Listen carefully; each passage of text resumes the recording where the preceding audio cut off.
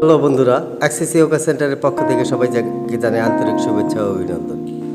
যে সমস্ত বাচ্চাদের লেখাপড়া মুখস্থ হয় না এবং অনেকেই বলে তাদের ব্রেন নাই, তাদের জন্য এই ভিডিওটি। যদি দিনে একবার 60 সেকেন্ড করে এই জিনিসটা করতে পারেন তাহলে লেখাপড়া মুখস্থ হবেই। 7 দিন করে দেখুন। সেটা হচ্ছে এইভাবে কানটা এইভাবে প্রেস করবে। এইভাবে যদি কানটা প্রেস করে তাহলে দেখবেন যে তাদের লেখাপড়ায়